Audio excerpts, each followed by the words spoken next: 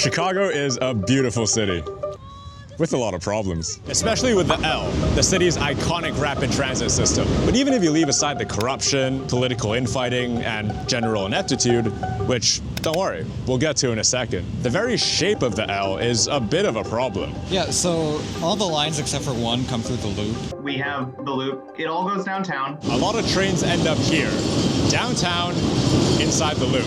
Now, this isn't the actual problem because that's exactly what the L was designed to do. A lot of people can get downtown every single day. Well, I think the radio network has been an excellent asset in maintaining economic activity there by making it accessible. But this hub and spoke model does mean two things. First, it limits the capacity of the entire system because you have to move a huge number of trains through the century-old mess of elevated track. The blue and red line are technically underground with subways, but the point is, running every train through downtown creates a physical choke point that makes it impossible to add more capacity. Second, the L is basically useless if you're trying to go between neighborhoods. Again, this is by design. Streetcars were supposed to fill the role of inter-neighborhood travel, not the L. The problem is that these streetcar lines were either removed completely or replaced by buses, and these buses have been neglected for decades. If you look at the demographics of who rides the bus versus who rides the rail, this is for people to get to work versus this is a social service that we're just going to hand out. So Chicago is left with these massive transit deserts that force people to drive, all while limiting economic opportunity and perpetuating inequality. But none of this is a secret. The city recognized that this would be a problem back in 1923, and they've tried to build a north-south rapid transit route 3 separate times since then. But clearly it hasn't worked out. This is the story of why those 3 attempts failed. So stick around, because we'll learn how not to build transit.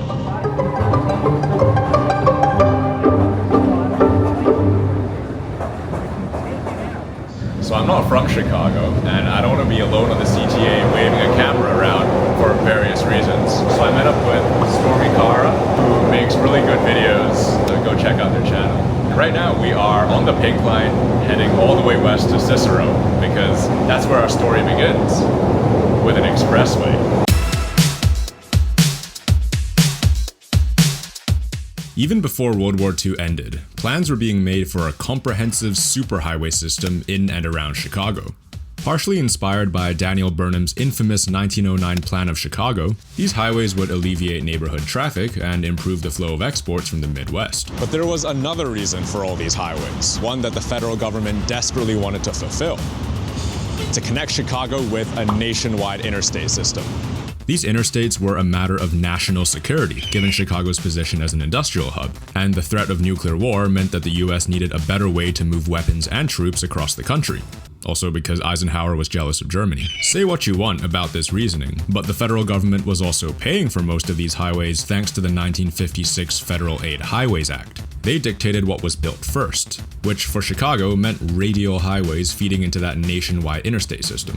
By 1960, the only superhighway that hadn't yet broke ground was the north-south Crosstown Expressway, largely because it wasn't relevant to federal needs. Despite not being a federal priority, some sort of crosstown transit option was sorely needed to alleviate local traffic.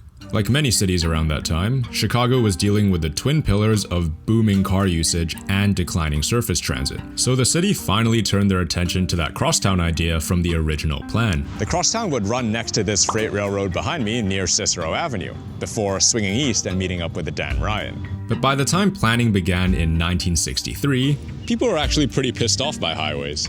There were articles talking about how highway construction was only second to the Great Fire of Chicago in terms of devastation brought to the city and its residents.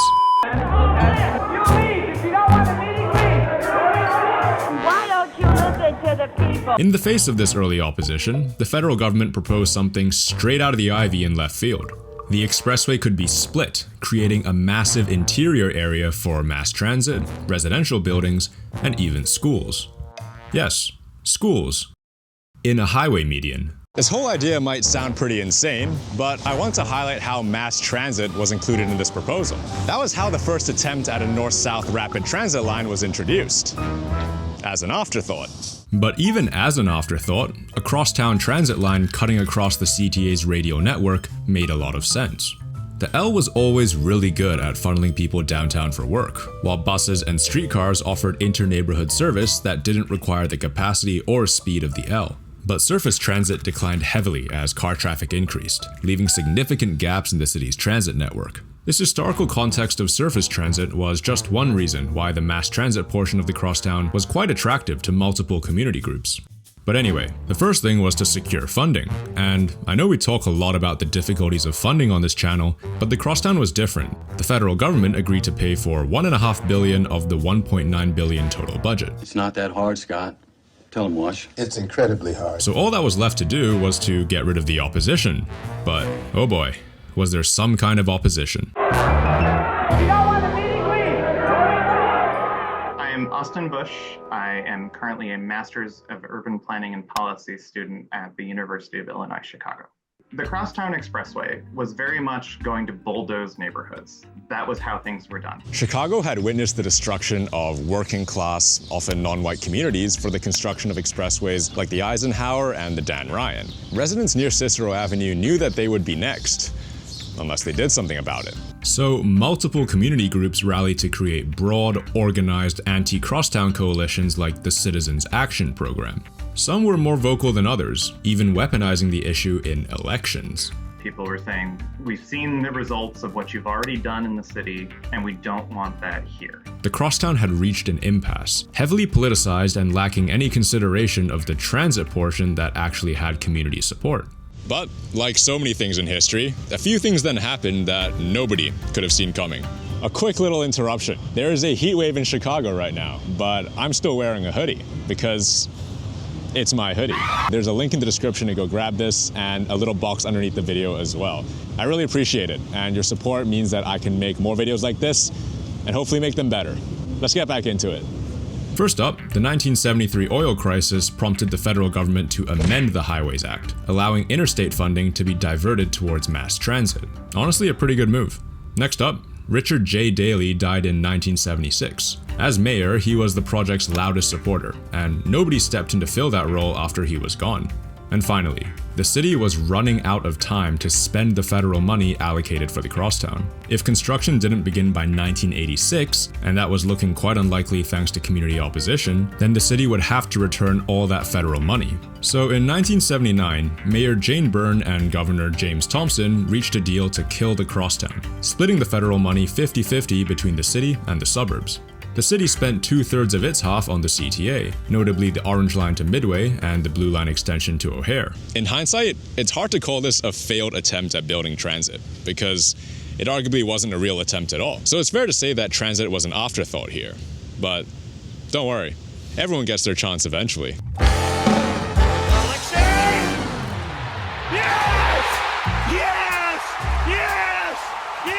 After the crosstown died, it's not like traffic magically fixed itself. So when Richard M. Daley became mayor in 1989, reviving his father's expressway idea was a very tempting proposition. But Chicago had changed dramatically in the 30 years since the original idea. The city was lessening its reliance on industry, and it was clear that building rapid transit made much more sense than another superhighway. So turning the Crosstown Expressway into a transit-only corridor was starting to look like a good idea. I got very lucky to speak with Stephen Schlickman about this. He spent over 40 years of his career directly shaping Chicago's transit systems. And let me read you his LinkedIn real quick. CTA, RTA, City of Chicago, Executive Director of the RTA, Executive Director of the Urban Transportation Center.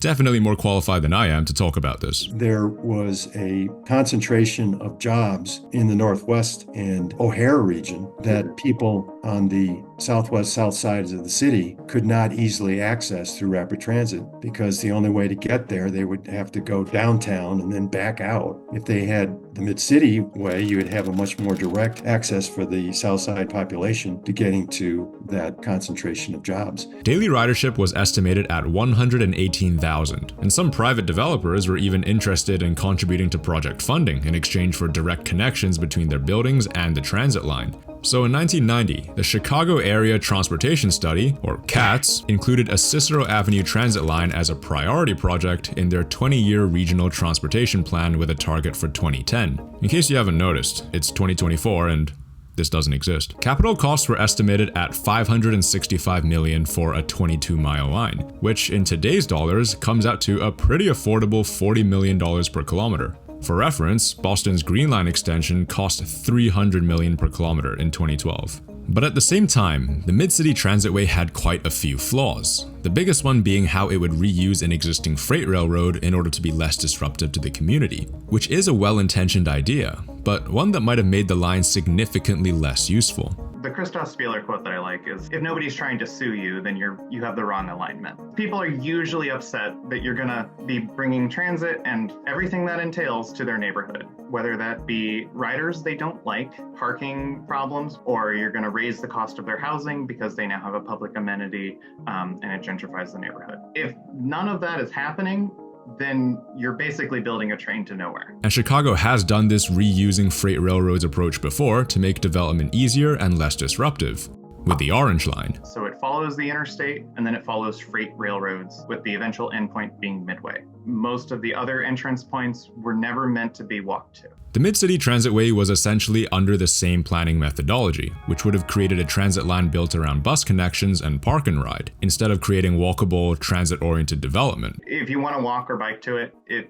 sometimes it feels suicidal. To be fair, this is one of those things where it's only a problem if you make it a problem. Plenty of cities use bus train connections very effectively to serve suburban areas, and my friend Jedwin helped make this video about it for Helsinki. But this kind of integrated network planning is not easy, and many US cities stopped doing it in the 90s in order to cut costs. So it wasn't obvious that a train line here was the right thing to do. And it also wasn't obvious that it even had to be a train. Let me explain. The entire reason for building any of this was to improve north-south transit service, the same service that had been neglected for decades after streetcars were replaced by buses. And I want to make something very clear. This is not a debate of streetcar versus bus. This is about the decline of surface transit, which just so happened to be carried out by buses at the time. The real issue was that transit was not given priority on roads as cars gained popularity, leaving everyone stuck in traffic. If there was congestion, that would have been true for the rail system too, because they didn't have any sort of prioritization for the rail system back then. Which begs the question, was the Mid-City Transitway really a good use of $500 million? The CTA could have spent the same amount of money to impact a far larger area by making bus service somewhat rapid transit-ish. All they'd really have to do was take buses out of car traffic, whether that was signal priority, dedicated lanes, or the ability to blow through stop signs. What I'm trying to say is that the Mid-City Transitway didn't have to be a train, and I think this is important to make clear, because trains and light rail aren't always the solution. Sometimes buses really do make more sense. Bus wankers!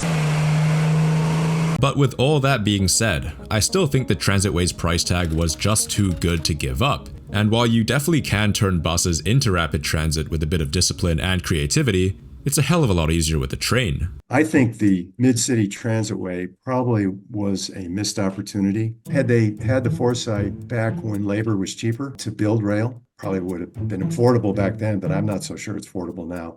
As the studies dragged on, costs for the Transitway increased to over $1 billion in 1997. Still affordable in today's terms, but by that point, the CTA was in no position to spend money on anything. What are you, crazy? I'm not paying that much. The 90s were a bit of a doomsday for the CTA. The ridership had dropped by 30% in the previous 10 years, following the trend of US cities emptying out into the suburbs. In response, the agency slashed service at the advice of Booz Allen Hamilton. I can't remember the exact percentage of how much service was cut, but it was devastating. It was a type of reduction that had never occurred before. The CTA was on the brink of meltdown, and any energy they had for new construction was then taken up by a decades-long backlog of line extensions. Then something very important happened in 2002, which we'll circle back to. But fast forward to 2007, when there were some final shenanigans, including a proposal to revive the original Crosstown Expressway, and then the idea of building the Mid-City Transitway as part of Chicago's 2016 Olympics bid. I really can't explain either one, but in my opinion, the main thing that killed the idea was the fact that there was no institutional champion for it. So even though the Transitway could have made sense from a ridership and financial standpoint, nobody bothered to work out the funding and actually move the project forward. If there's anything I missed, let me know in the comments. And that important thing that happened in 2002? Well, this is going to sound a bit contradictory because the CTA actually began exploring another new idea.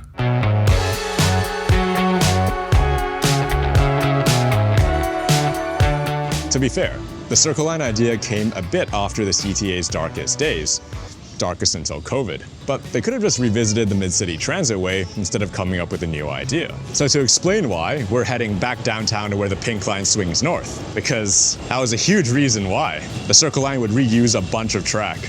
The Circle Line would be a lot closer to the loop than the previous two ideas involving Cicero, so it could reuse 6 miles of existing track and only need 6 miles of new track to be built.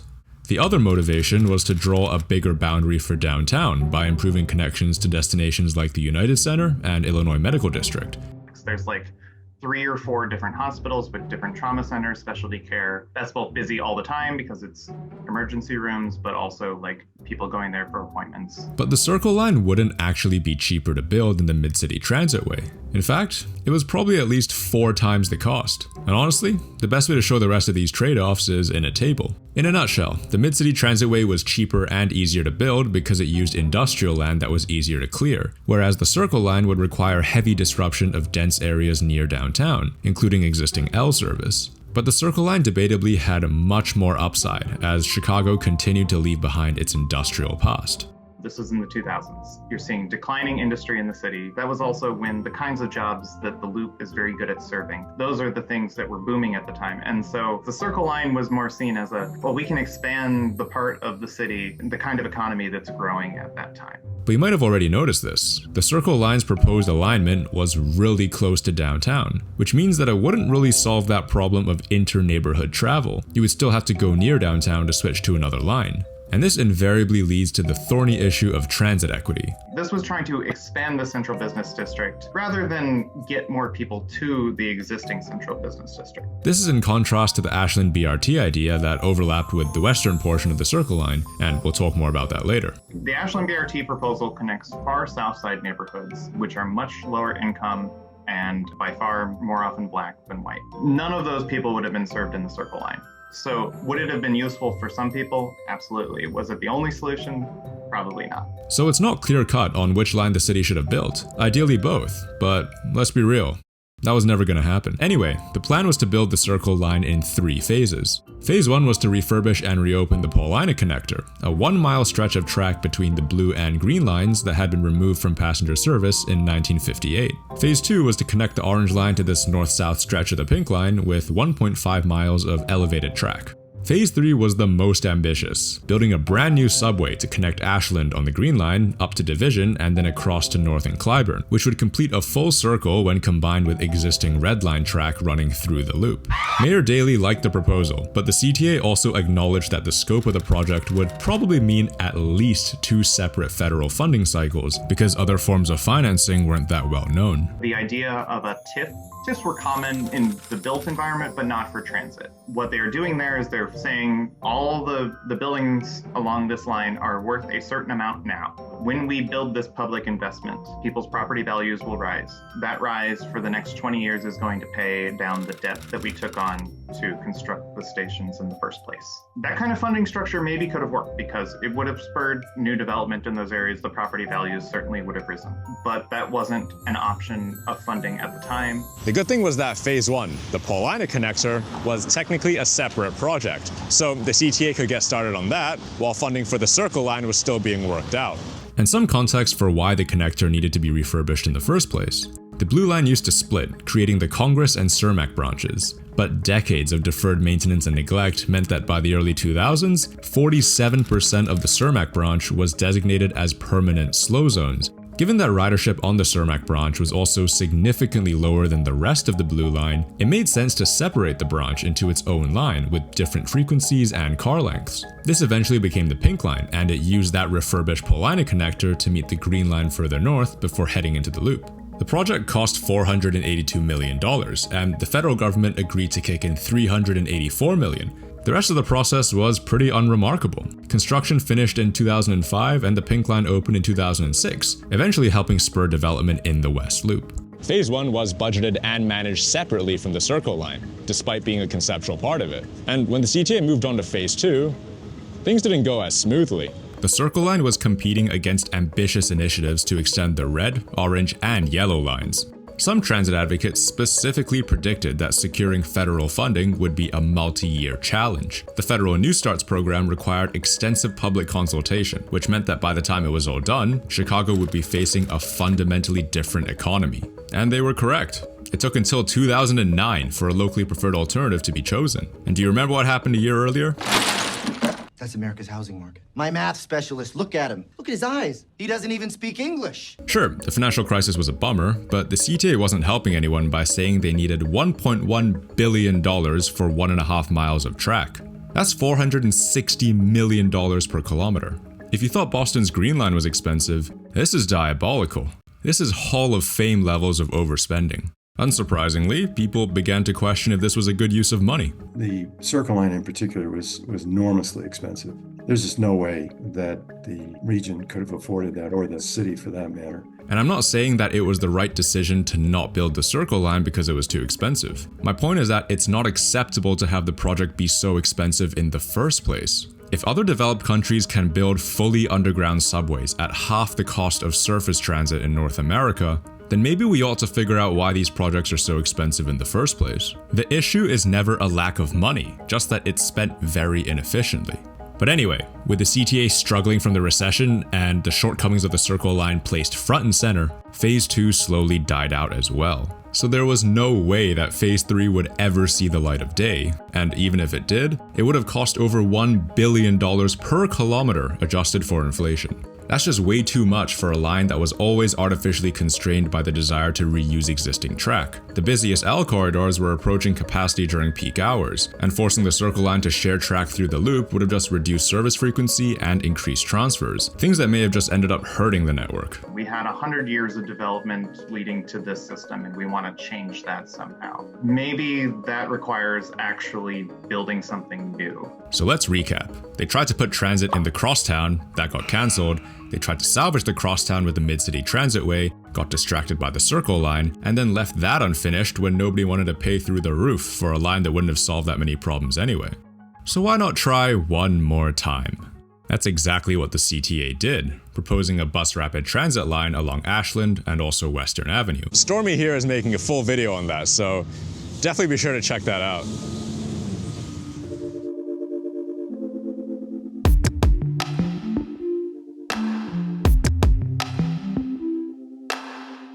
This is all pretty unscripted because I got to this point while editing and I had an idea. Some of you might be thinking that it's a shame that none of these projects were ever built, but there's nothing you can do about it as one single person. And I respectfully disagree. I've made a few videos now that have achieved some level of popularity, and one thing I've noticed is that a lot of people want better transit, and there's a good chance that you're one of those people as well. So I think there's a better way to capture this energy and this desire to build better transit, rather than having it being stuck in YouTube comments or Reddit threads or anyone who will listen. So I want to build something that can capture this energy and put it into one place and be a really strong indicator that we need to build this project, or there's public support for this alignment, just as an example. So if you care about transit, you want your voice to be heard, no matter where you live, I want to hear from you. There's a link to a Google form somewhere in the description or in the comments. Go over there, leave your email, and I will reach out to you.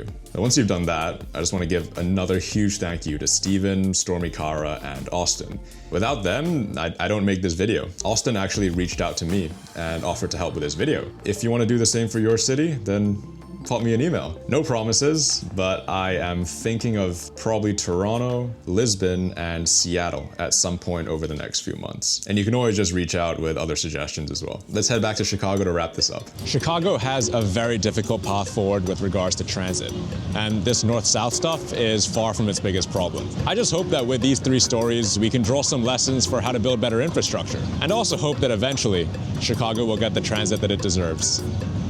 Thanks for watching, and don't forget to grab a hoodie.